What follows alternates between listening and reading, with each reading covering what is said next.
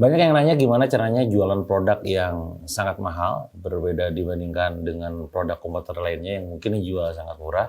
Tapi gimana caranya supaya laris manis? Karena mungkin beberapa di antara Anda yang produknya itu secara harga itu mahal, tapi gimana nih ya supaya bisa diserap pasar dengan baik. Jadi kalau misalkan bicara tentang produk mahal, saya sering bilang ke teman-teman juga bahwa sebenarnya tidak ada yang produk yang mahal gitu ya.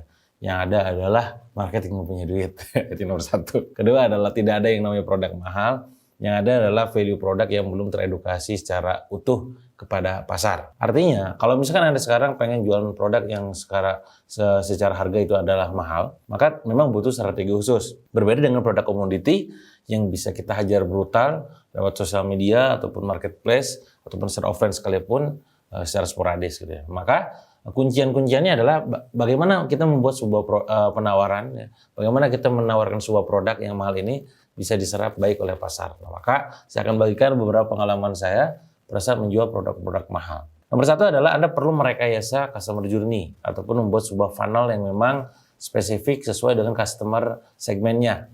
Contoh, saya punya produk sebuah pelatihan yang bernama Accelerate Camp, di mana camp ini dihargai, kita bikin harga dengan angka yang sangat mahal, 40 juta sampai 60 juta. Tapi yang menarik adalah ya pesertanya juga rame-rame aja gitu. Kenapa kok bisa rame? Karena customer journey-nya, funnel-nya kita bikin sedemikian rupa. Bagaimana awal mula kita akan funnel dari sebuah event Zoom yang orang diundang datang gitu ya, dan kita jelaskan tentang benefit ataupun value yang akan kita ajarkan nanti pada saat di camp. Dan di tengah jalan pada saat kita jualan, kita sampaikan juga scarcity-nya, terus juga dari segi dampaknya dan lain-lainnya. Sehingga orang lain itu merasa bahwa harga segitu tuh nggak sebanding dibandingkan dengan hasilnya. Misalkan hasilnya bisa tembus di angka miliaran, bahkan puluhan miliar, ratusan miliar per tahun, hanya ngeluarin duit 40 juta, 60 juta ya tentu nggak jadi masalah. Ini yang perlu kita ciptakan, customer journey ini. Mulai dari pertama iklan di Facebook, kedua misalkan ajak mereka untuk Zoom, tiga mereka chat lewat WhatsApp, empat baru closing. Nah, Anda gimana tahapannya? Sama juga misalkan katakanlah ketika Anda sekarang beli produk mahal bermerek A, B, C, D, E, tas, dompet, ya apapun itu yang mungkin sering Anda temukan di mall-mall mahal di Jakarta ataupun yang lain gitu ya. Nah, maka mereka untuk bisa akhirnya tuh berhasil menjual produk mahal itu, maka dia tahu bahwa posisi jualan produk ini kita di mana. Ketika Anda menjual brand, katakanlah brand tertentu yang memang harganya di atas 30 juta, jualan tas doang harga 30 juta, misalnya jual jam tangan 100 juta, ya maka nggak cocok. Kalau misalkan Anda buka tokonya itu adalah di toko yang mallnya itu mall sepi, ya, atau mall yang rame tapi segmentasinya bukan pasar Anda. Nah, maka sekali lagi customer journey itu perlu dipetakan, perlu direkayasa. Apa itu customer journey kan? Awal mula runutan-runutan customer itu datang, yang akhirnya awalnya itu tidak tahu produk Anda dan akhirnya mereka tahu. Oh, berarti ujungnya nanti ya, customer journey akhir adalah buka toko di mall-mall mahal. Edukasinya di mana? Kerjasama dengan brand-brand branded lainnya. Oh, kita edukasi lewat iklan TV misalkan. Atau kita edukasi lewat iklan sosial media. Itu kalau misalkan untuk yang sifatnya itu di sebelumnya. Kalau offline, online gimana Kang? Bisa juga seperti yang tadi saya lakukan. Monggo tuh, lakukan sedemikian rupa, petakan customer journey-nya berapa tahap kiranya sebelum menjadi closing. Itu kunci yang pertama. Jadi, pikirkan bagaimana customer journey produk mahal Anda itu ya yang memang sudah terbukti mendatangkan customer yang tidak sensitif harga. Yang kedua, Anda perlu mengedukasi value dan diferensiasi dari produk Anda tersebut. Ya, bagaimana gak cuma sekedar jual fitur, jual justru yang sifatnya itu lebih gengsinya karena produknya mahal. Contoh, pada saat kami bikin buku, ya saya bikin buku Billionaire Store di Billionaire Store, ada 24 buku yang saya tulis. Awal mula saya nulis buku pertama, kedua gitu ya, ketiga, itu ada challenge buat saya pribadi untuk menjual produk di harga mahal. Kalau Anda adalah penikmat buku saya, pastinya tahu buku-buku saya itu harganya 200.000 ke atas. Di pasaran harganya cuma dianggap 40.000, 50.000. Pada saat kami pertama kali launching ke pasar, menggarap pasar segmen buku premium yang berbasis bisnis, gitu ya, produk buku bisnis, itu awalnya mengalami penolakan dari segmen-segmen tertentu yang mereka sensitif harga. Sampai akhirnya kita edukasi bahwa sungguhnya yang Anda beli itu bukan soal kertas, bukan soal tulisan yang memang tintanya itu. Ada yang bilang, "Alah, ini mah gue tahu HPP-nya berapa, paling 7.000, gitu, paling 8.000." Gitu. Ya nggak apa-apa.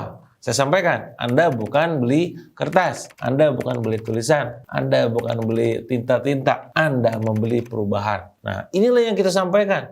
Lantas apa yang kita sampaikan akhirnya dalam edukasi tersebut? Apa bedanya produk kami dengan produk yang lain? Dari segi tulisan, gaya tulis, sampul, siapa penulisnya, cara bahasa, tata bahasa, pemilihan kata, dan segala macam. Termasuk dampak-dampaknya. Karena mereka beli buku bisnis, tujuannya adalah untuk bisa mendapatkan inspirasi dan insight, plus hasil positif pastinya.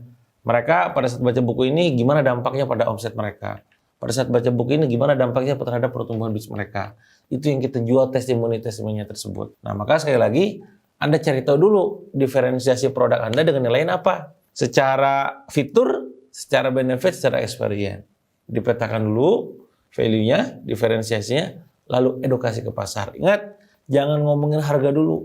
Kalau orang sudah tahu value-nya, kalau orang sudah tahu diferensiasinya, kalau orang sudah tahu bagaimana brand itu produk bisa membantu mereka, mereka akan tutup tuh, gak peduli dengan harganya. Nah, yang ketiga, kalau misalkan Anda pengen menjual produk mahal, maka yang Anda jual adalah dampak atau bukti, bukan janji. Banyak produk yang memang dijual di pasaran dengan harga produk mahal tapi tidak laku, tapi mereka menjanjikan hanya sekedar janji doang. Mereka tidak bisa menunjukkan bagaimana hasilnya ya ketika mereka menggunakan produk tersebut. Kalau kita jual produk solusi, maka ya solusi tersebut yang kita mainkan. Kalau kita jualan produk edukasi, ya edukasinya gimana berdampak pada mereka. Balik lagi ke tadi, pada saat kami misalkan bikin workshop di Billionaire Coach, tapi ada workshop namanya Extreme Funneling dan juga produk langsung dynamic gitu ya. Sebagaimana judulnya, Extreme Funneling yang bikin sebuah funnel yang memang bisa mengoptimalkan omset dan profit. Dan itu orang-orang testimonialnya banyak banget. Sehingga pada saat mereka memberikan testimoni, customer leads datang dengan sendirinya gitu. Padahal produknya mahal, 8 jutaan. Termasuk juga pada saat kita menyampaikan campaign, melakukan sebuah campaign produk-produk klinik misalkan. Saya punya klinik produk ortoke gitu ya, di mana brandnya adalah View Optical Clinic, harganya 15 juta. Tapi kenapa rame? Karena yang kita jual adalah buktinya. Bagaimana orang datang, nah ini juga kacamata saya ambil dari View Clinic, beli di View Optical Clinic, itu bisa memberikan dampak. Yang awalnya itu mereka terapi, ya, matanya minus, dalam hanya berapa bulan misalkan, dia langsung hilang minusnya dan kembali normal. Jadi yang dijual itu adalah buktinya. Kalau PAD biasanya saya di workshop produk langsung dari itu, nih loh list orang-orang yang pernah ikutan workshop kita, nih loh rekor penjualan mereka pada saat launching. Jadi orang nggak lihat lagi harga, gila dampaknya luar biasa, join, beli gitu. Yang ketiga sekali lagi, jual dampak ataupun buktinya, bukan janjinya. Nah, lantas yang keempat, yang terakhir adalah kalau misalkan Anda menjual produk mahal, apalagi produk yang berbasis experiencing, kayak orang datang, ya kayak terapi, orang datang terus misalkan diedukasi, maka kekuatan referral system itu menjadi luar biasa. Maka yang keempat poinnya adalah kekuatan referral system harus dibuat. Dalam arti membuat skema mekanisme referral systemnya. Ada ini produk mahal. Sama aja ketika misalkan produk-produk branded yang harganya mahal. Yang mungkin kalau misalkan Anda jualnya tuh oleh sales gitu ya, oleh si tim di perusahaannya, kenceng omsetnya gak sekencang pada saat dia direkomendasikan sama customernya gitu. Sama kayak kita juga pada saat jualan di View Optical Clinic, produk ortoke itu referralnya kenceng ya. Si customer itu dia ngomong ke teman-temannya, minimal ke circle keluarganya, dan mengasih tahu mereka bahwa, memberikan tahu mereka bahwa anak gue kemarin treatment di sana, terapi di sana, sekarang matanya udah normal. Jadi silakan Anda skemakan referralnya. Sama juga di Billionaire Coach. Pada saat kita bikin workshop premium, referral system itu terjadi. Ya, bagaimana customer lama merekomendasikan ke teman-temannya untuk mendatangkan customer lagi. 4 poin ini kawan-kawan, setidaknya bisa menjadi bekal Anda kalau misalkan Anda sekarang kepikiran untuk bikin produk yang harganya itu mahal. Sekali lagi ya, produk mahal itu bukan lihat dari fiturnya. Fiturnya gini, dikali bahan baku gitu ya. Produk handphone ini, iPhone ini, kita tahu HPP-nya rendah banget. Tapi kenapa bisa jualnya mahal?